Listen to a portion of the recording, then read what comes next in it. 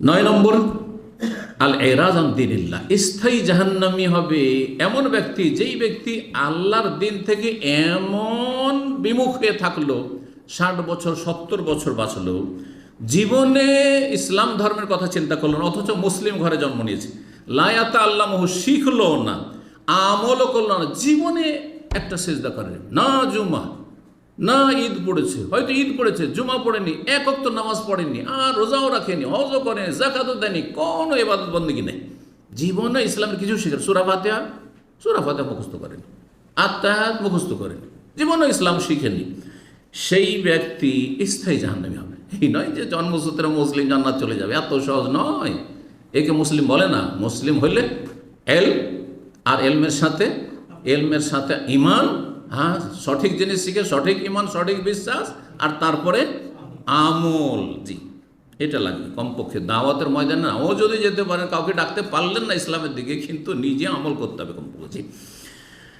10 নম্বর, সর্বশেষ, কোরআনে কারিমে যাদেরকে আল্লাহ সার্টিফিকেট দিয়েছেন জান্নাতের অথবা আল্লাহ সন্তুষ্টির, তাদেরকে কেউ যদি এই সার্টিফিকেট অমান্য করে বলে যে তারা মুসলিম না, তাদেরকে আমি ভালো মানুষ মনে করি না, তাহলে তারা কোরআনকে অস্বীকার করলো না, তাহলে তারা কাফের, তারা স্থায়ী জাহান্নামে যাবে।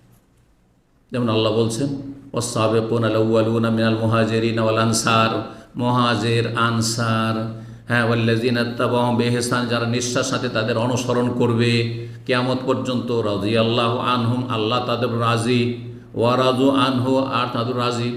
নবী সাল্লাল্লাহু বলছে, আবু বকর ফিল জান্নাতে, ওমর ফিল জান্নাহ, ওসমান ফিল জান্নাহ, আলীউন ফিল জান্নাহ, বলেছেন না বলেননি? আশরা মুবাশশারা 313 জন সাহাবী, বদরি সাহাবী সম্পর্কে নবী সাল্লাল্লাহু বলেছেন না বলেননি?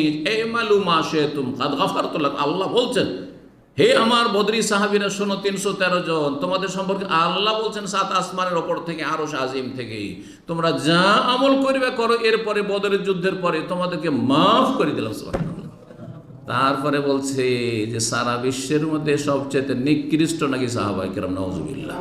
তাহলে কোরআনকে অস্বীকার করলো, নবী সাল্লাল্লাহু আলাইহি ওয়াসাল্লামের সুস্পষ্ট হাদিসকে অস্বীকার করলো, তারা কখনো মুসলিম থাকতে পারে না, সুতরাং তারা স্থায়ী জাহান্নাম। এই অবস্থায় যদি চলে যাবে না, তবাই চিরকাল জাহান্নামে থাকতে হবে। আল্লাহ রাব্বুল তাদের অনিষ্ট থেকে আমাদের হেফাজত করুন এবং আমাদের আকীদাকে শুদ্ধ রাখার তৌফিক দান করুন। বদ আকীদা থেকে, ডানে বামে যে ভ্রান্ত আকীদা রয়েছে, বেদিনী রয়েছে আর বদ্দিনী রয়েছে, সমস্ত থেকে আল্লাহ আমাদেরকে বাঁচিয়ে রাখুন। ওয়া সাল্লাল্লাহু ওয়া সাল্লাম আলা নবিয়িনা মুহাম্মদ ওয়া আলা আলিহি ওয়া সাহবিহি আজমাইন।